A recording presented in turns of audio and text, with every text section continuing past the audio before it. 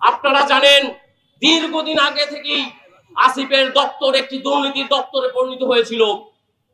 যখন মোয়াজ্জেম তার এপিএস ছিল, এপিএস কি তা তো আপনারা সবাই জানেন, রাজনৈতিক পিএস। এই মোয়াজ্জেম যখন ছিল কি সিন্ডিকেট গড়ে তুলেছে আপনারা সবাই জানেন। তার নামে প্রায় 300 কোটির উপরে টাকার দুর্নীতির অভিযোগ রয়েছে। কিন্তু সেই অভিযোগের প্রেক্ষিতে কি করা হলো? তাকে ওইখান থেকে অব্যাহতি দেওয়া হলো না, নিজে সরে আসলো। তারপরে দুর্নীতি দমন কমিশন কি করলো? তদন্ত করলো। সেই তদন্তের কতদূর আমরা জানতে চাই।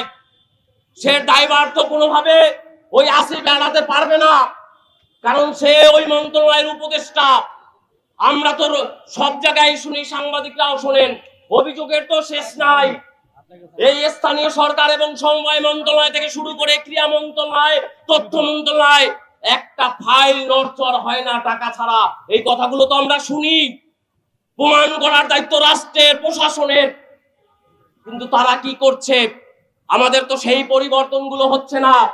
আজকে 17 মাস পার হচ্ছে, সেই যে পুরনো বন্দোবস্ত, শেখ হাসিনার আমলাতন্ত্র, সেই আমলাতন্ত্র দিয়ে লুটপাট দুর্নীতি করে যাচ্ছে এই নতুন উপদেষ্টারা।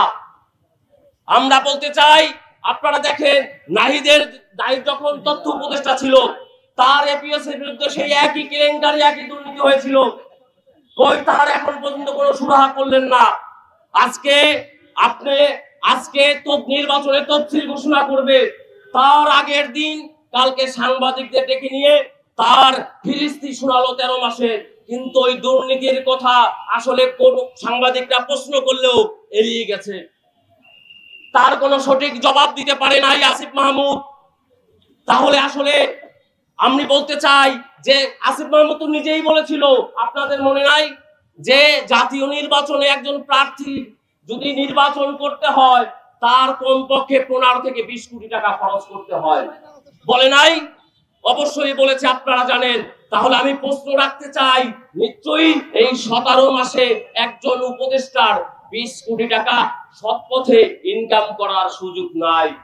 তাহলে সে এই 20 কোটি টাকার অধিক বেশি ইনকাম করেছে, দুর্নীতি করেছে, লুটপাট করেছে, তা না হলে নির্বাচন করতে পারে না সে।